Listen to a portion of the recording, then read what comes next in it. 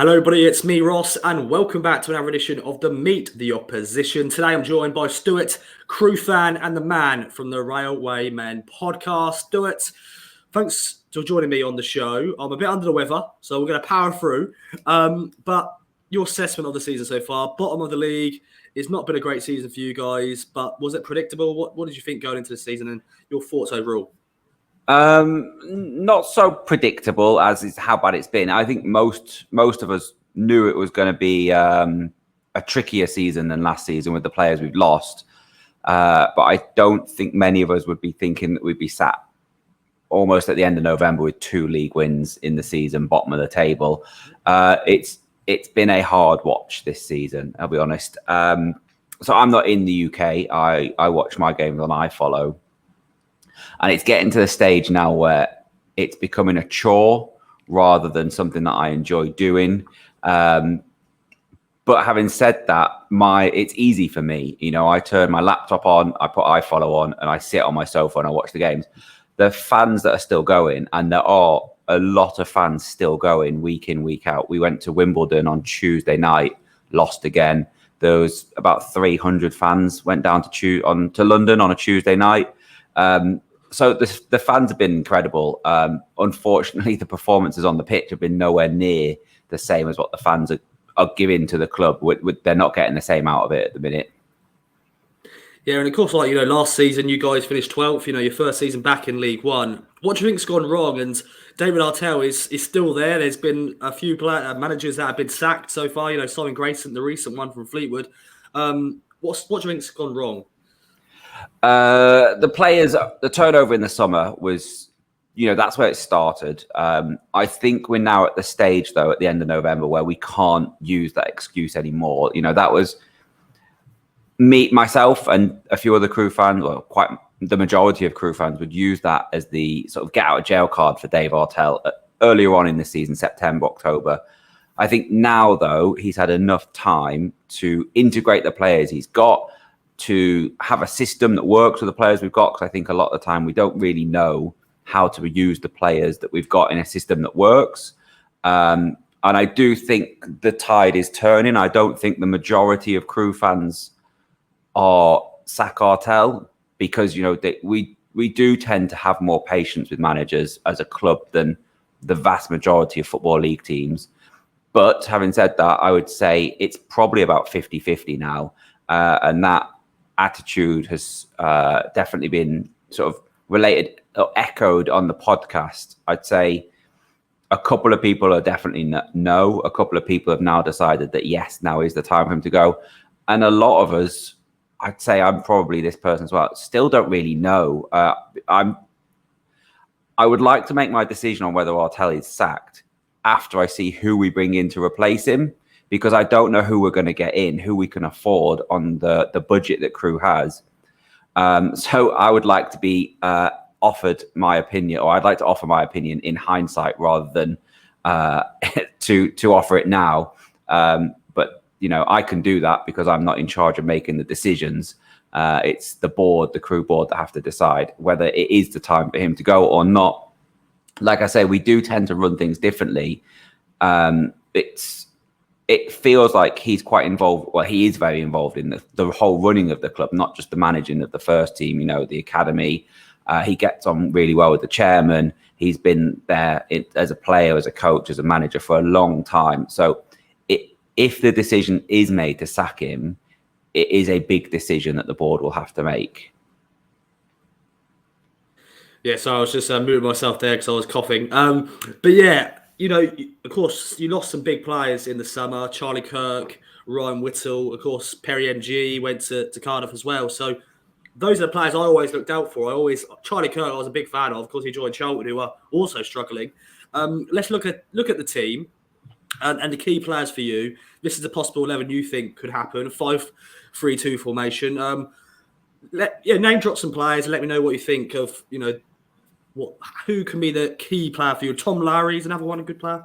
Yeah, so Tommy Lowry would probably be the one where most people start. I think what I like about this team now is there are academy players back in it. The start of the season, we had lots of players we brought in, lots of loan players. I think we got to a stage where there was only 2 or 3 academy players in the starting 11 and then not many on the bench as well. And that's not really Crewe's way. So if I pick out some of them, with Luke Murphy, who is an academy player, but he isn't really now. He's 31. He came through the academy, went off to Leeds, Bolton, Burton. He's come back. He's the captain. A lot of people are possibly of the persuasion that he's maybe needs to take some time out of the first team. He's a little bit slow. Having said that, he had a tremendous game on Saturday against Gillingham in one of our 2 wins. Tommy Lowry, another one, is he's going to be gone in the summer. His contract's up. He's not signing a contract. And he was out of the team because of this until very recently, October. I think the board stepped in and told Artell they had to play him, which again, possible undermining of the manager. Rio Adebisi, very, very good left back coming through last year to replace Harry Pickering. He probably could have had a better season than he has had, but I also think that that's down to the fact he's been playing right back for most, if at least half, maybe most of the season so far. So he's not been played in the position that he's supposed to be in, and he's a young player trying to make his mark in first team football. And then the 3 centre-backs, Luke Offord, Billy Sass-Davis. Luke Offord's been playing for a couple of seasons now. He's played really well recently. I'd say he had a slow start to the season.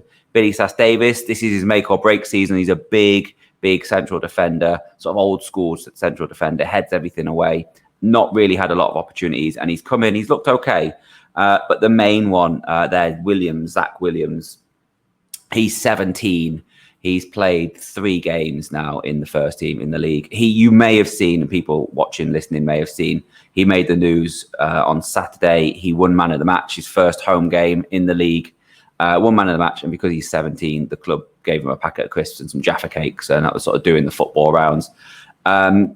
He has possibly been one of the only bright sparks to have happened in the league this season for most Crewe fans.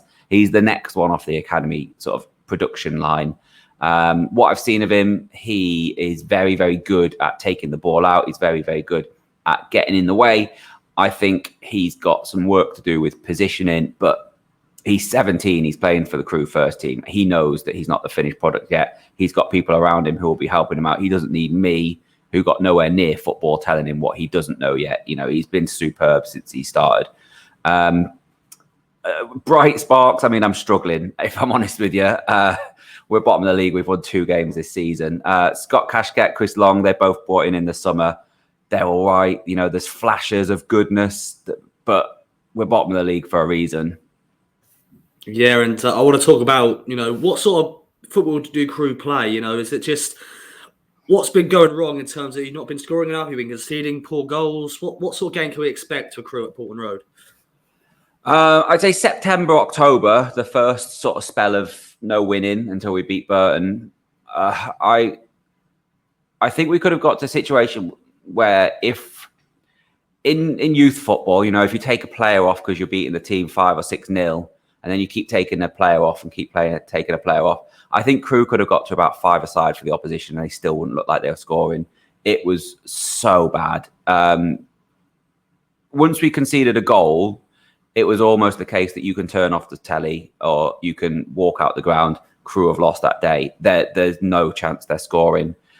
Beat Burton, there was a little bit of positivity. Won a few games in the Pizza Trophy, etc. But then it came back again. It was better, but not good in any stretch of the imagination.